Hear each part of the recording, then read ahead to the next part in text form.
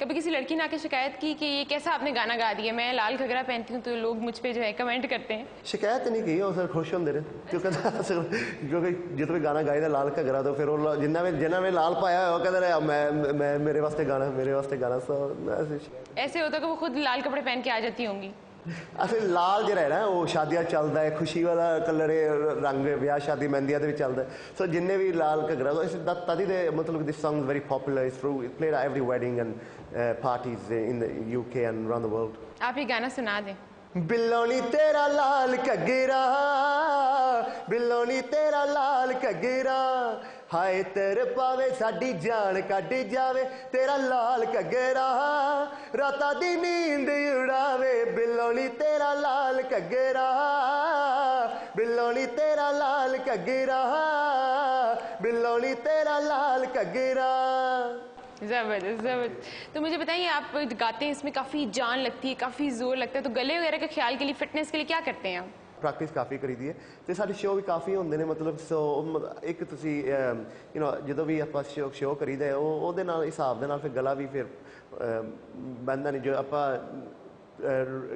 Rehearsal ना करिए या रियाज ना करिए तो दो गाने बोलो तो गला बह जाएगा जो संग बह, पर जो तुम रियाज करते हो तो नाले फिर प्रैक्टिस बहुत जरूरी ना, तो जो करते हो तो फिर तो मतलब कि लेंथ ऑफ सिंगिंग ड्यूरेबिलिटी उन्नी एक्सटेंड हो जाती है। कभी ऐसा हुआ कि गला बंद हो गया, कॉन्सर्ट सर पे आ गया, फिर क्या हुआ? हमेशा डर रहता है कि शो कल है, गला लुक आफ्टर करिए, ठंडा पानी नहीं पीना, चटनी नहीं खानी, वो नहीं खाना, ऐ नहीं खाना, सो करी हमेशा जो सिंगर को हमेशा टेंशन होती है कि 2 घंटे गाने 3 घंटे गाने ने संग ना बैठ जाए। जो म्यूजिशियन खुली मौज है, वो खाओ पियो जो मर्जी करना है, पर जो सिंगर ना वो हमेशा टेंशन होती है। ये आपको कह रहे हैं कि आपकी खुली मौज है?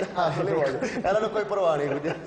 आपको अपना खुद का गाना कौन सा बहुत ज़्यादा पसंद है? बिल्लो नहीं तेरा लाल घगरा, तो एक होर गाना है मेरा जरा यूके असल में मैंने नवा गाना आ रहा है मार्केट के, वो बड़ा अच्छा मैंने लग रहा है, तो बोल है ने जद भी तैनू देख लवानी चढ़ जाता है चन्न कुड़े, जद भी तैनू देख लवानी चढ़ जाता है चन्न कुड़े, तेरा नंबर 1 कुड़े, तू है नंबर 1 कुड़े, तेरा नंबर 1 कुड़े, तू है नंबर 1 कुड़े।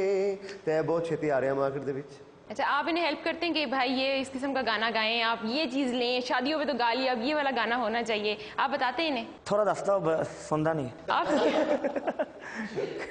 क्यों नहीं सुनते? नहीं दसदा है, मतलब कैसी जो गाना मैं कोई भी लिखता वा या कोई तो मतलब कि ट्यून आती है दिमाग में या कोई भी लाइन ऐसी लाइन आ जाती है तो हमेशा मैं बैठ के मतलब डिस्कस करता हाँ कि की ख्याल है, इस गाने को डिवेलप करना चाहिए या नहीं, तो फिर दस देंगे ने। वैसे साढ़े पिता जी वो बड़े लाइक करते हैं, लिखते हैं। हाँ, फादर जी और बड़े लाइक करते हैं, उन्होंने भी सुनना बहुत शौक है, तो वो भी बड़ा अच्छा लिख लेंगे। वो सानू सीधा दस देते नहीं नहीं चंगा नहीं है, ठीक है इन्हें कर दो। आपको क्या लगता है कि शायद एक सिंगर ज़्यादा बेहतर जान सकता है या एक म्यूजिशियन भी ज़्यादा बेहतर जान सकता है?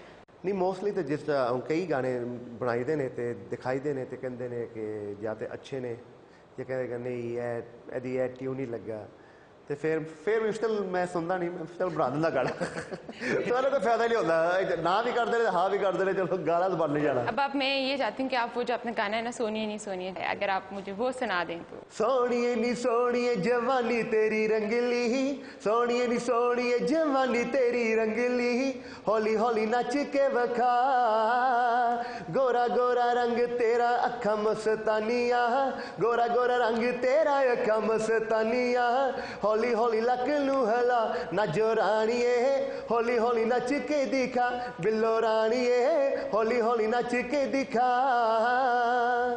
जी, आज हमारे साथ हरविंदर सिंह और गुरपाल सिंह मौजूद थे। उम्मीद है कि आपको इनका इंटरव्यू बहुत अच्छा लगा होगा।